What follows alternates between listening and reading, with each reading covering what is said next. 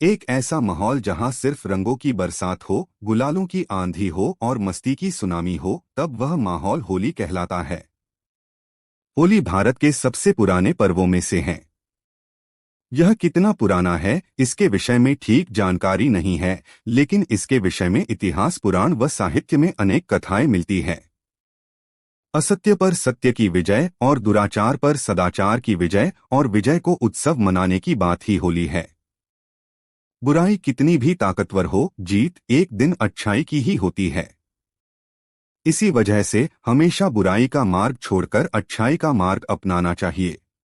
बहुत समय पहले हिरण्यकश्यप नाम के राक्षस ने ब्रह्मा जी की तपस्या करके अमर होने का वरदान मांगा।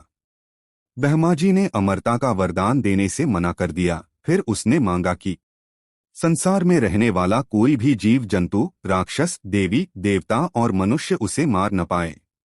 न वो दिन में मरे और न ही रात के समय, न तो धरती पर मरे और न ही आकाश में, न तो घर के अंदर और न ही बाहर, और न ही शस्त्र से मरे और न ही अस्त्र से।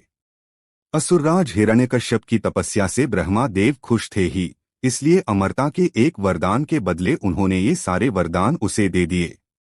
अब वह अपनी शक्ति से दुर्बलों को सताने लगा। शक्ति पाकर उसने हर जगह तबाही मचाना शुरू कर दिया। उससे मनुष्य ही नहीं, देवता भी परेशान रहने लगे। हिरण्यकश्यप से बचने के लिए लोगों को हिरण्यकश्यप की पूजा करनी पड़ती थी। जो उसे भगवान मानने से मना करता, उसे मरवा देता था।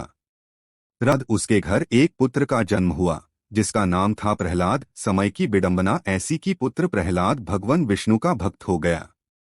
हिरण्यकश्यप ने प्रहलाद को कई बार विष्णु भगवान की पूजा करने से मना किया और कहा, मैं ही भगवान हूँ, तुम मेरी आराधना करो।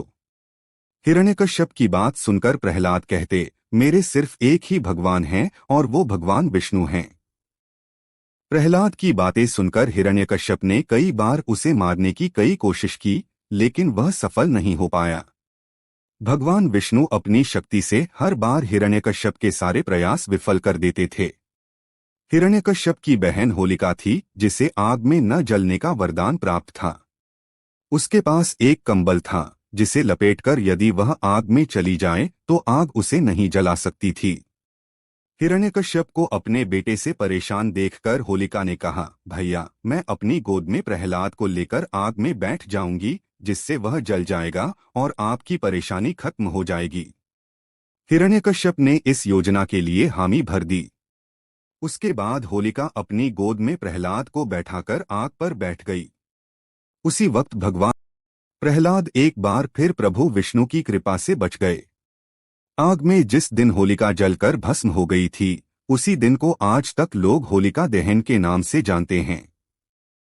इसे बुराई पर अच्छाई की जीत के रूप में देखते हुए खुशी में होलिका दहन के अगले दिन रंगों से होली खेली जाती है।